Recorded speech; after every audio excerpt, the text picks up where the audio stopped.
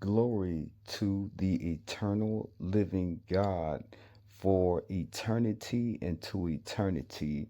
For blessed be his existence, for his infinity of his glory, the infinity of his worth, the infinity of the magnitude of his grace. Blessed be God. Amen. Amen. Amen, amen. He know who you talk about. You know what I'm saying? He know where you at. He know what your name is. He know what you've been through. He know where you're going. He know how much he has put into you. Will you use it? Okay, let's get into this. Let's get into this. Who that look like Trump? No, Jehoshaphat. That's McDonald with his damn makeup over. No, that looks like Trump. Okay, if it was a black, if it was Jesus, if it was a black Jesus in the background, you know exactly who I'm talking about. Who behind there? Wells Fargo, J.P. Morgan, Goldman Sachs. I know Citibank is sitting up over there hiding. What their last name is? You know what I'm saying? Where they come from? All of that is documented. And they trying to say black man, black woman, they don't know who you is here in the North America. Whose seed is dominant? Let's find out. Now, the only reason why I got Trump in the background is because I'm gonna take his whole campaign to respect him, and okay, I can respect him and I can show him preference, but anytime that he wrong or anything that he say that he wrong, just like Jesus, you know, I'm gonna sit here and tell you where he wrong at and what he doing wrong. But other than that, I'm gonna respect him as the president. Why do I say that? Because I'm a real Hebrew. I'm a real black man born in here in North America, and I know who my God is, and I know where I come from, even though they say so much about my people. We can't read and write. We don't know where we come from. We don't own no institutions. All the things that they say about us, I know exactly where we come from. And the God, because that's what he said. He said, y'all gonna awaken. Okay, when I send y'all into captivity, y'all gonna awaken and y'all gonna show me reference and honor and change y'all names and start loving me because I'm the only God. But okay, let's go back. Why will I not desecrate the presidency? Okay, let's go back. Now, it was a king named, what was his name? I don't want to say Alexander the Great. What was his name? Okay. It was Nebuchadnezzar. That's what his name was. Okay, let's just say his name was Nebuchadnezzar. Now, this king was so powerful within the earth, he got a nightmare and a dream at night in his head. And the nightmare was about a tree that grown up from the earth. It was the biggest tree in all of the earth, reaching all the way up to the heavens, gathering up so much fruit that the birds of the air would perch on and eat, gathering up so much shade of the land that the beasts of the field would rest on. And he would go throughout his kingdom and he didn't really go out through his kingdom. He told all his wise men, all his sorcerers, all his soothsayers about his dream, and they got all the power, but they don't know no questions. But Daniel was in captivity in that land. Now, Daniel was part of your family because we make up the 12 tribes of Israel. He was in your family in captivity, and people knew of him. You know what I'm saying? After they went in captivity for what our people was doing. Once more again, disrespecting God, but I'm going off topic. Let's go back.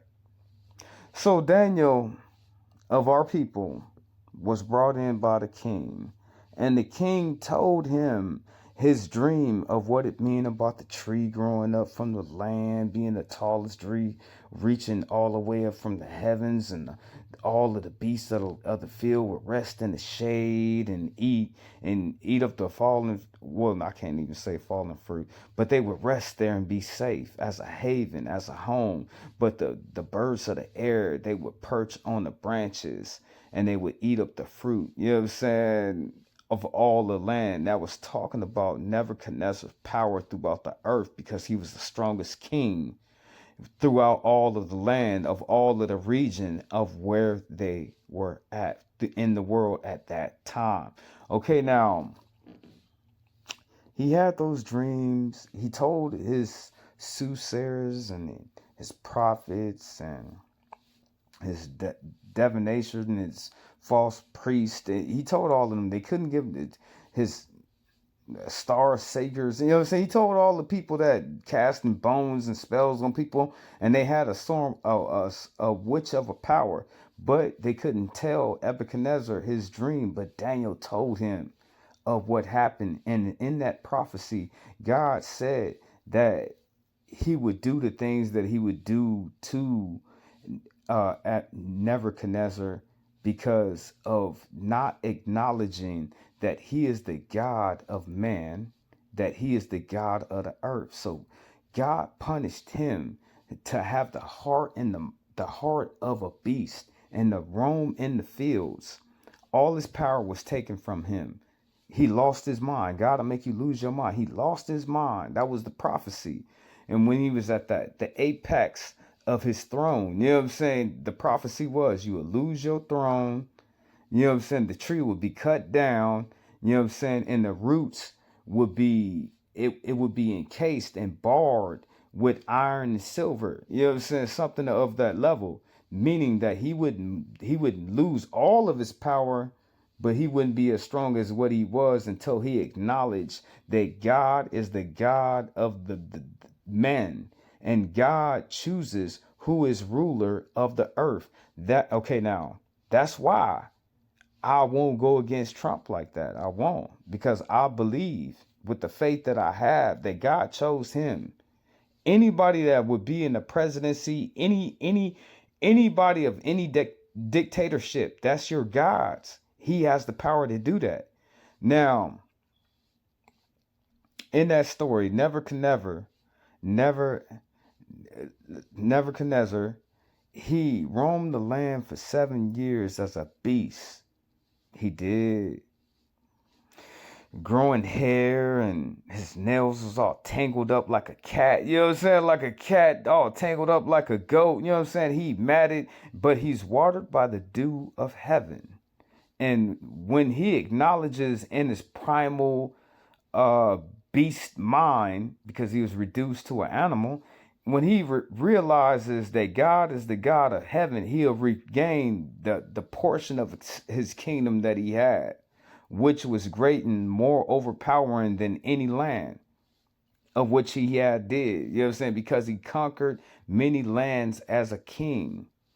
You would be surprising to see, you know what I'm saying, to see some man force at a time and have 100,000, 200,000, 300,000 men hit one location at one time. It was different back then. We got firepower. They have manpower. They had manpower. And that's all you needed to be as a proclaim God in the land, with the mountains of all your gold, land, resources. Still the same thing that man is doing now. So that's the only reason why I won't go against Trump. Now,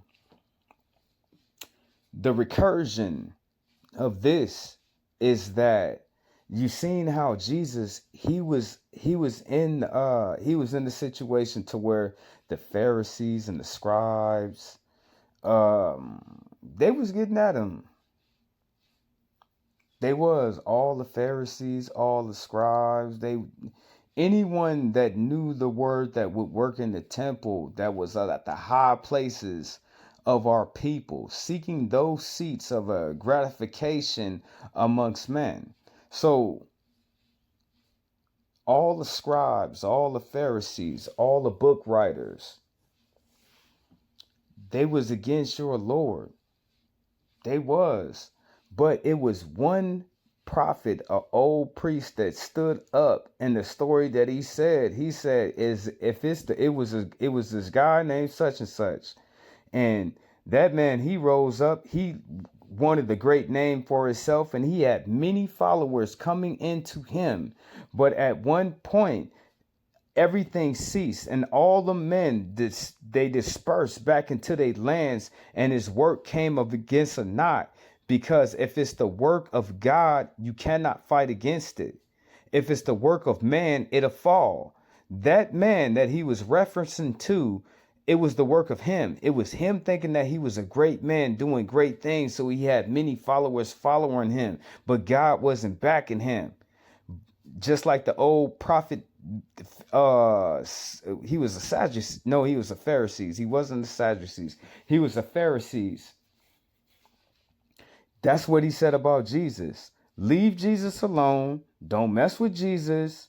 If it's the work of men, he gonna come to a knot. If it's the work of God, it's gonna last forever and you'll be cursed. That's what he said. This is why I believe and I understand that I'm not supposed to go against Trump. I'm gonna tell you every dastardly deed that he planning and he doing. I have that right. But far as in going against him and saying bad things about him and cursing him out and all of that stuff, no, I'm gonna have reference and respect. Because anytime I show him respect, it's God pouring that hot coal over his head.